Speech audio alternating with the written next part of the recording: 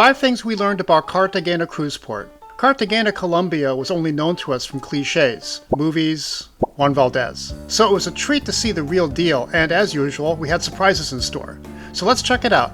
I'm Troy, and this is the Port Lowdown.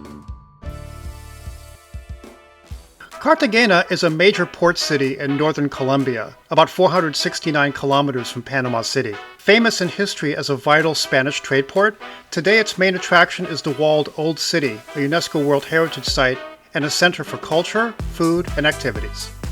Let's get oriented. The cruise port is actually a 15 to 20 minute drive southeast.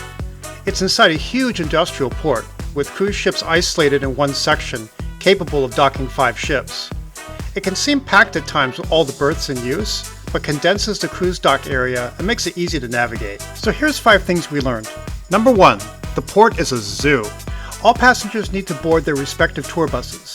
Even a ho-ho bus meets here, or head for the Port Oasis Eco Park, about a 10-minute walk east. Sidewalks are very smooth and flat, with clear markings for pedestrians.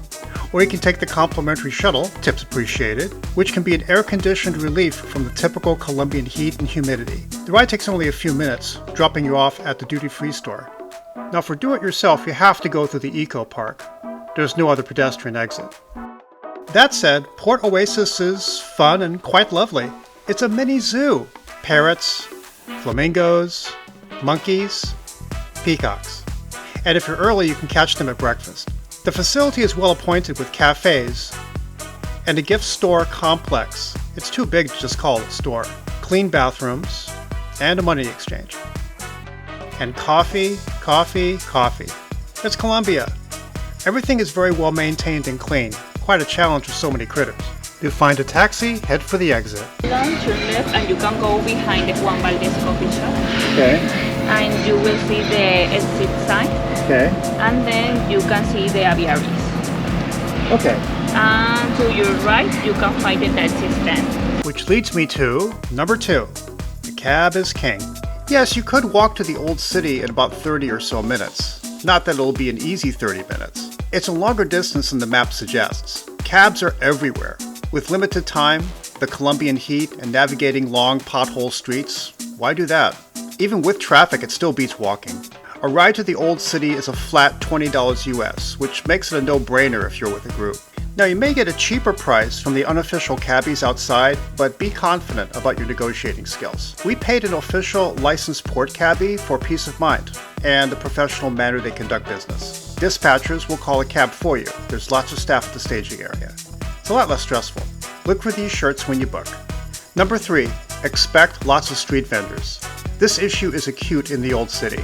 While some are more persistent, sometimes interrupting a tour, or hanging around your group, the real issue is just the sheer number. It's an old city with narrow streets and narrower sidewalks.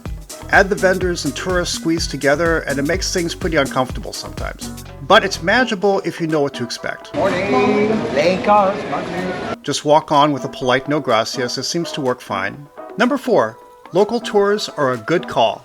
We're avid supporters of locally run tours and businesses whenever possible. And since this was our first time here, we found it helpful, and a time saver, to go on a tour to get some context. Which is why we chose an AirBnB Experience and booked a food tour. Links in the description.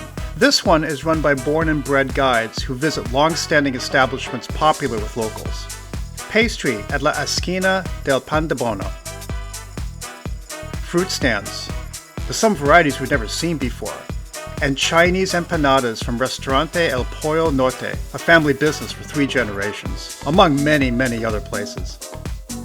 All with great context and a helpful, professional team of guides.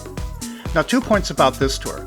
The Colombians like their cheese. Oh no, this is cheese! White corn, butter, and cheese. A lot, so be okay with lactose. And come hungry. No matter what, you'll be stuffed at the end. By the way, if you're enjoying our Cartagena video, hit us up with a like.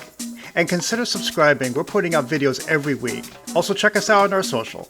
We appreciate all you guys for your views and support. Thank you so much. And finally, number 5, the locals are warm and generous. We travel a lot and we're used to excellent service when people have something to sell. But here we encountered a genuine warmth to visitors. They often went beyond their job description. For example, our cabbie wasn't just a driver, but a mini tour guide, a whiz at Google Translate. You will notice that in the constructions of these old houses, the doors, windows, and balconies were outside the wall facade. That was so that fresh air that came from the ocean could enter. Another example is our tour guide. We arranged to be picked up at the same drop-off point in the Old Town. Meeting our taxi driver back here at 12 o'clock. Okay. At what time? 12. 12.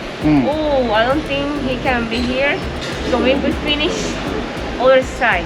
We promised our cabbie the return ride, but no way to contact him to arrange a new pickup. All we had was a picture of his cab driver license number.